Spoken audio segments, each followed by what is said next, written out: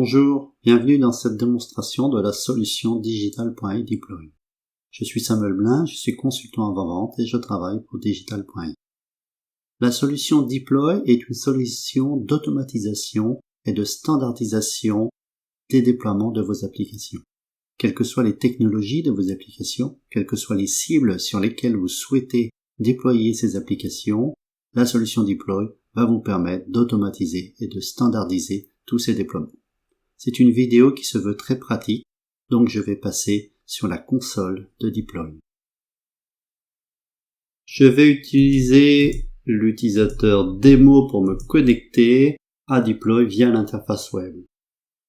J'utilise l'interface web, mais tout ce que je vais effectuer comme opération et déclaration et création d'objets ici via l'interface web peut être également effectué via de l'API, et c'est d'ailleurs comme cela que c'est utilisé en production, dans les environnements de production. Deploy est utilisé comme un service et est appelé par des outils tiers. Donc, Deploy est basé sur une approche déclarative. On va définir ce que sont mes applications, mes environnements, mes éléments d'infrastructure, et la partie déploiement en tant que tel va être effectué par Deploy, et le comment on le fait va être effectué par Deploy. Premier concept, la notion d'application que l'on va retrouver classée dans des répertoires, sous applications ici. Alors, bien sûr, il y a des notions de visibilité et d'accès en fonction du rôle de l'utilisateur. L'utilisateur démo ici a accès à 3 sous-répertoires que j'ai nommés avec le même nom que le type d'application qui s'y trouve. Ici, j'ai une application démo web app, et si j'étends encore démo web app, je vais retrouver l'ensemble des versions qui sont définies dans mon instance pour cette application démo web app. Et si j'étends encore, par exemple, la version 4.26.0, je vais retrouver la définition de tout ce qui constitue mon application. Alors, ce qui constitue, ce sont des éléments de type complètement différents. Ici, c'est une application Java. Je vais retrouver un fichier WAR à déployer pour le front-end, un autre fichier WAR pour le back-end, la définition d'une data source à définir dans mon serveur Tomcat, et enfin des fichiers SQL que je vais vouloir exécuter lors du déploiement. La version 4.26 de l'application va être déployée dans différents environnements de dev, de test, de QA, de production. Ça veut dire que les différents éléments qu'on en a définis dans cette version vont devoir prendre en compte les variations de configuration en fonction de l'environnement cible. Par exemple, si on ouvre les propriétés de la data source, eh bien on va retrouver des propriétés qui ne vont pas varier, alors qu'il va y avoir certaines propriétés qui vont être marquées comme ça avec des doubles accolades, et puis avec une clé. C'est ce qu'on appelle un placeholder. Ce placeholder va être résolu dynamiquement au moment où on va déployer l'application dans un environnement.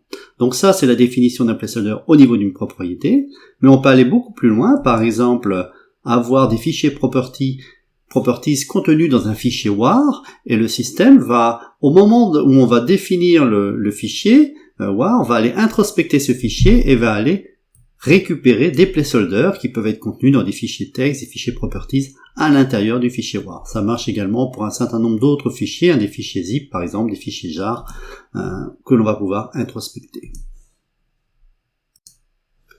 L'ajout d'une nouvelle version pour mon application démo web app, par exemple pour créer la version 4.28.0. Alors je peux utiliser l'interface graphique, mais on ne fait pas comme ça en réalité. On utilise Ascode, c'est-à-dire qu'on va utiliser le client Deploy, qui est le client XL, et en passant des paramètres, et en particulier le fichier YAML qui va contenir l'ensemble de la définition de mon application avec éventuellement des paramètres, eh bien je vais pouvoir créer dynamiquement cette nouvelle version de mon application. Donc, si j'exécute la ligne de commande ici, et que je reviens sous mon environnement, ma console, je rafraîchis, la version 4.28 a été créée. Alors si on regarde le fichier YAML, application.yaml, eh bien on va retrouver tout ce qui définit mon application, en particulier la liste des déployables ici, qui sont les 2 fichiers WAR, la définition de la data source, ainsi que les fichiers SQL. Cette commande peut bien sûr être intégrée dans un pipeline, par exemple un pipeline Jenkins, que je vais utiliser ici le wrapper, et passer l'ensemble des paramètres à la ligne de commande pour définir la nouvelle version de mon application. Une fois qu'on a défini l'application, eh bien on va passer maintenant un autre concept, c'est la notion d'infrastructure. Il va falloir définir le conteneur, où est-ce que l'on veut déployer mon application. Donc par exemple ici, dans le cas de mon application Demo Web App, j'ai défini ici dans des sous-répertoires un certain nombre d'images virtuelles ici, donc ce sont des hosts. Donc on va définir des machines. Si je regarde les propriétés, on va définir l'ensemble, le type de machine. Ici, je vais me connecter en SSH et puis avec tous les paramètres de connexion pour pouvoir s'y connecter. Et à l'intérieur, sous cette machine, en fait, on va définir quels sont les éléments d'infrastructure, en fait, applicatifs qui sont disponibles, qui ont été définis, de façon à pouvoir être des conteneurs dans lesquels je vais pouvoir déployer mes différents éléments de mon application. Bien, dans le cas de mon application Demo Web App, je vais avoir besoin d'un serveur Tomcat qui a été défini ici, et puis d'un client, en fait, MySQL, qui va pouvoir exécuter mes fichiers SQL. Dans le cas, par exemple, d'une application qui contiendrait des éléments pour un serveur Kubernetes, eh bien ici, je vais définir mon serveur ici Kubernetes, ici c'est un Minikube, avec éventuellement des namespaces dans lesquels je vais déployer mes éléments de mon application. Donc voilà. Donc ça, c'est la deuxième étape, c'est l'infrastructure qui va se définir également as code. Je vais pas faire l'exemple, mais c'est exactement pareil que pour les applications. C'est la définition au format YAML, et puis avec le client deploy, on va pouvoir définir dynamiquement les éléments d'infrastructure. Dernier concept, eh bien c'est le concept d'environnement. Quand on va déployer une application, on va pas déployer directement sur l'infrastructure, on va utiliser la notion d'environnement, qui est en fait un regroupement d'éléments d'infrastructure.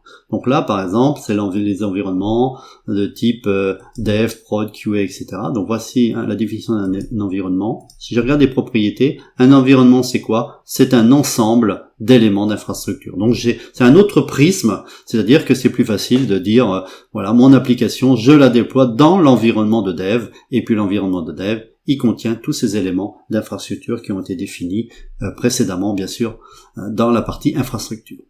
Élément important également, un environnement de dev contient une configuration qui lui est propre, qui est différente d'un environnement par exemple de production, bien entendu, QA ou test, et ça va être contenu dans la partie ce qu'on appelle les dictionnaires. Donc à un environnement, on va associer un ensemble de dictionnaires.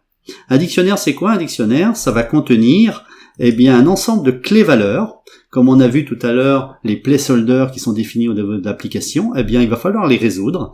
C'est ce dictionnaire-là qui va contenir des clés et on va pouvoir résoudre comme ça les valeurs des différents placeholders. Alors on a des clés comme ça, des entrées simples, on peut avoir des entrées cryptées, et puis également on peut avoir des dictionnaires qui sont définis dans des gestionnaires de secrets externes, par exemple Vault. Par exemple, si j'ouvre ce dictionnaire qui est défini sur un serveur Vault, on va définir l'ensemble des secret paths pour pouvoir rechercher les différentes clés. Donc au moment où on va déployer, on va résoudre en utilisant ces dictionnaires-là. Alors il y a des choses intéressantes à noter concernant les dictionnaires. On va pouvoir aller, et ça c'est très intéressant, les comparer. Donc par exemple, on va pouvoir comparer ce dictionnaire de dev avec par exemple celui en test. Donc je vais prendre celui de test, je fais un glisser-déposer, celui de QA éventuellement, et puis je peux même aller prendre la production. Donc vous voyez ici qu'en rouge sont marquées les différences. Donc là immédiatement on va pouvoir voir les différences entre les différents environnements pour les dictionnaires. Donc ça, on peut comparer le dictionnaire entre eux. On peut également comparer un dictionnaire avec ses versions. Par exemple, sa version précédente, on peut voir s'il y a une modification qui a été effectuée. Également intéressant, la possibilité de rechercher des placeholders dans le système et de pouvoir les modifier en une seule commande. Donc là, par exemple, si je fais MySQL et je recherche l'URL ici, je vais avoir la référence de tous les dictionnaires qui contiennent mysql.url et je peux aller en un seul clic aller modifier la valeur de cette clé dans tous les dictionnaires directement. Ça c'est vraiment très intéressant. Voilà, une fois qu'on a défini les applications, les environnements et les infrastructures, nous sommes prêts à faire un déploiement. Alors pour ça, on appuie ici sur deploy. Et on va d'abord choisir la version de l'application que l'on souhaite déployer. Donc par exemple, on va déployer la version 4.28 que l'on va créer. Donc on la met ici. Et on choisit l'environnement. Je vais choisir mon environnement de dev. Ce qui s'est passé, c'est que première étape, deploy a effectué un mapping entre chaque élément de mon application et un conteneur possible. Donc il sait en fait où déployer les différents éléments là. D'accord ?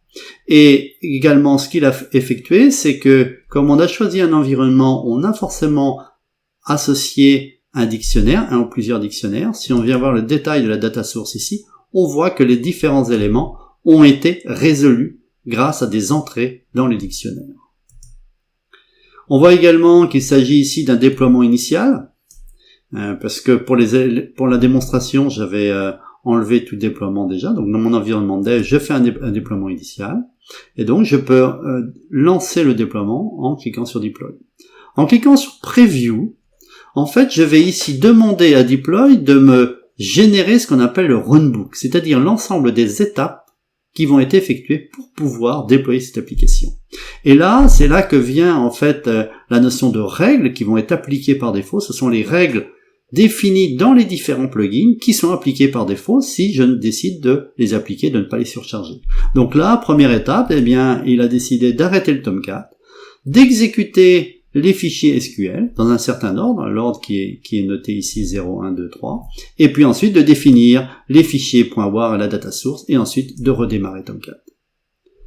Là, on peut maintenant lancer le déploiement et suivre en temps réel l'exécution du déploiement. Donc là, on voit que ça s'exécute. Et à chaque fois que l'on clique sur une tâche, eh bien, on peut aller voir le résultat, l'output directement de la console qui est disponible ici. Le Start Tomcat, tout ce qui est disponible. Voilà, la version 4.28.0 a été déployée dans mon environnement dev. Alors, comment je peux savoir ça? J'ai la possibilité d'associer à chaque application ce qu'on appelle un pipeline, c'est-à-dire une association d'environnement qui me permet de savoir rapidement quelle version est déployée dans mes différents environnements. Donc là, je vois que j'ai la 4.28 en dev, la 4.26 en test, la 4.24 en QA et la 4.24 également en production. J'ai également la possibilité de voir quelle version est déployée dans un environnement en regardant l'environnement, par exemple l'environnement de dev. Je vois que j'ai la version 4.28.0 qui est déployée. Et à partir de là, je peux décider de mettre à jour ce déploiement et par exemple de revenir en version 4.24. Voilà, on retrouve l'environnement précédent et de générer éventuellement le plan ici. Donc là, on voit qu'on est dans une mise à jour, update deployment, et si on regarde le runbook qui a été exécuté, on voit que le fichier SQL n'est pas réappliqué. Tout simplement parce que dans mon application de démonstration, entre la version 4.24 et la version 4.28, c'est toujours le même fichier SQL. En fait. Je ne modifie que le fichier WAR. Conclusion, eh bien comme le checksum du fichier ne change pas, eh bien il n'y a jamais à le réappliquer quand on doit redescendre sur une nouvelle version. Tout à l'heure, comme on était dans une nouvelle installation parce que j'avais supprimé l'application dans l'environnement dev, il a bien sûr réappliqué. Mais dans le cas où on passe d'une application existante vers une autre, si les fichiers SQL n'a pas été modifié, il ne réapplique pas les modifications. Donc comme ça, il est capable en fait de générer un plan qui est optimisé en fonction de ce qui existe déjà sur l'environnement. Je vais montrer maintenant l'environnement de production, parce que mon environnement de production, il contient 2 serveurs Tomcat. Donc si je décide maintenant de déployer la version 4.28 directement sur mon environnement de production, que je vais choisir ici, il va me générer un plan pour les 2 Tomcat. Si je fais Preview ici, voilà. Alors d'abord, mon environnement de production, il a été optimisé. Plutôt que de commencer à mettre à jour, à arrêter les Tomcat avant le déploiement, pour optimiser, on peut faire d'abord du staging d'artefacts, c'est-à-dire que Deploy va aller récupérer les différents fichiers .war, et va aller les placer sur les machines cibles avant de commencer à arrêter les services. Ici, on voit que c'est quelque chose qui est fait en parallèle.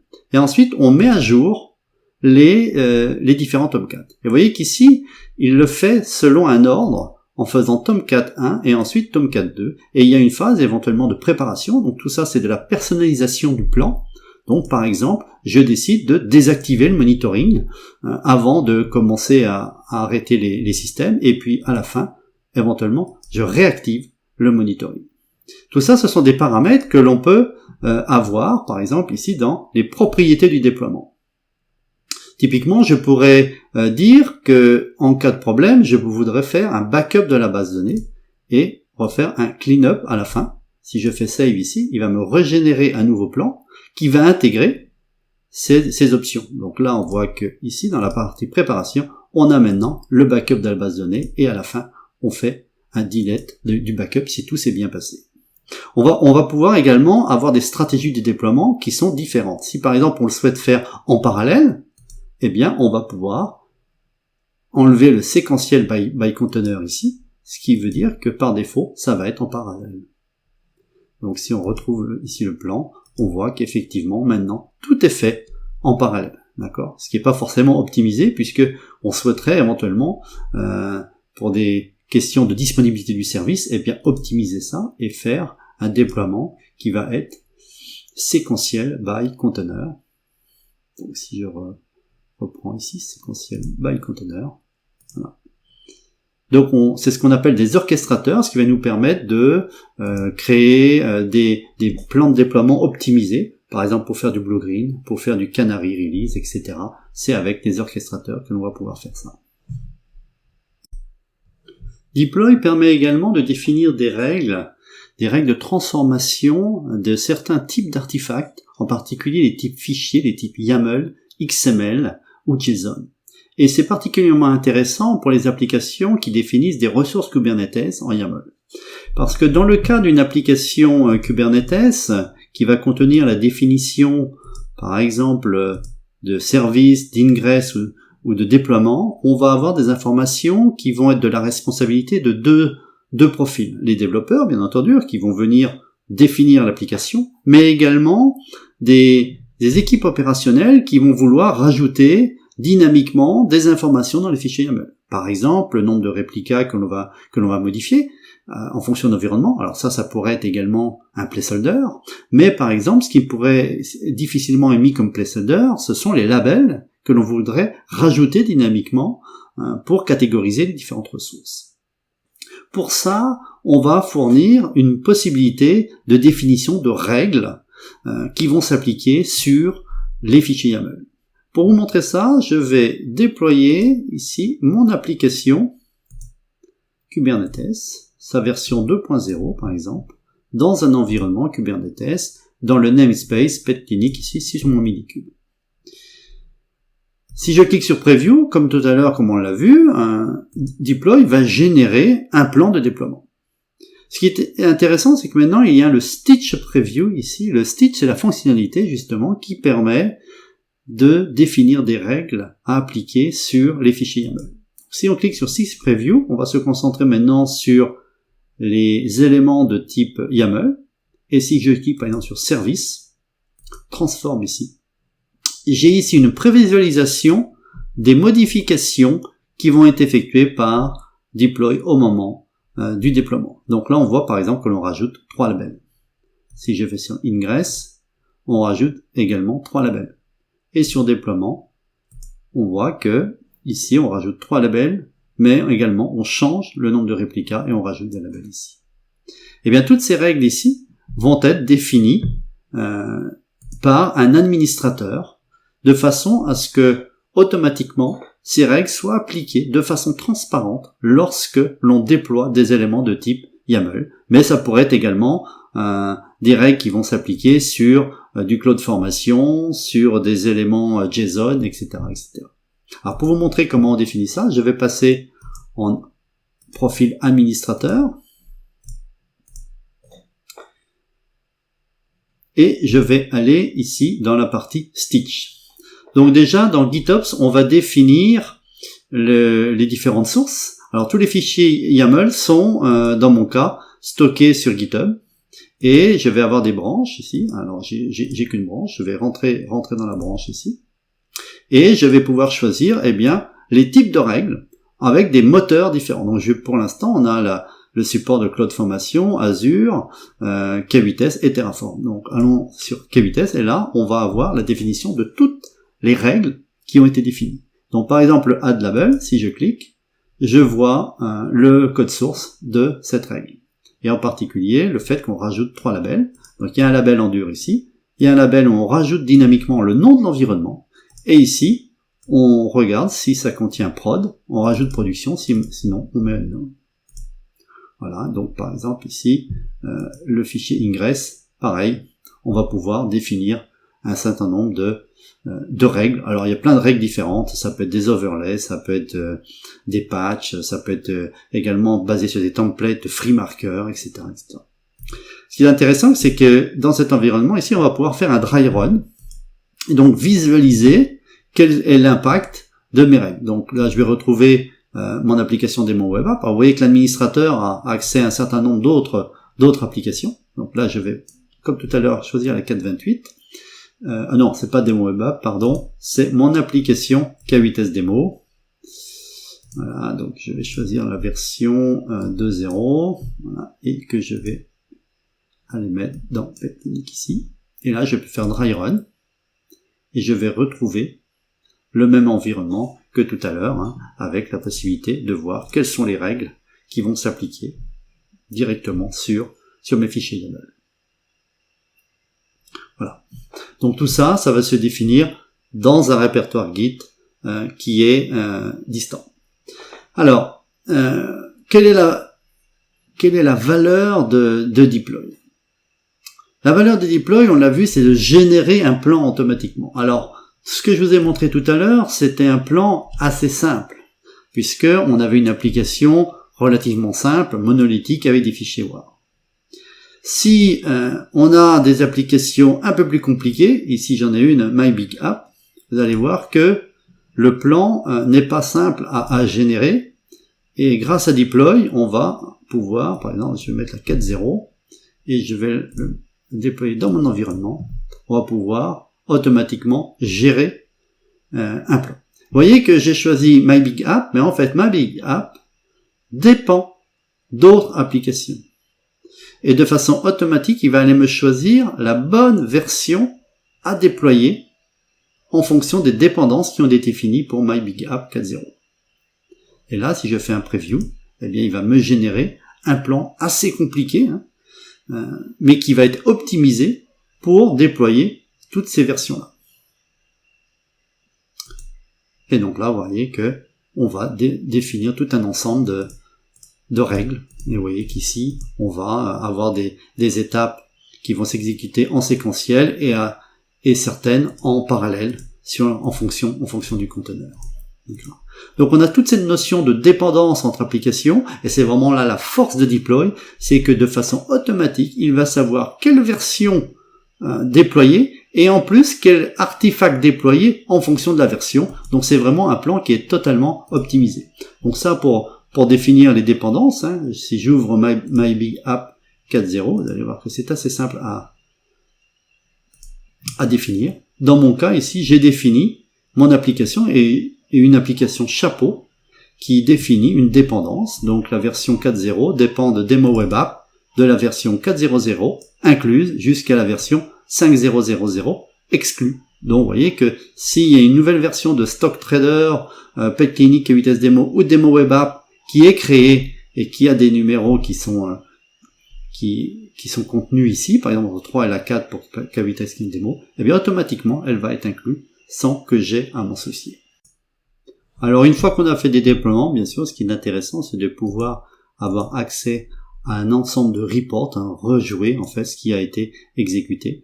Donc là, on a accès à un dashboard qui va donner de façon assez succincte quelques éléments. Ce qui est surtout intéressant, c'est dans la partie déploiement, où on va pouvoir faire des recherches sur les différents déploiements qui ont été réalisés et pouvoir récupérer eh bien exactement l'ensemble des différentes tâches. Donc si je clique ici sur un déploiement, je vais retrouver exactement tout ce qui s'est passé pour un déploiement donné. Voilà, c'est la fin de cette démonstration de Digital.ai Deploy.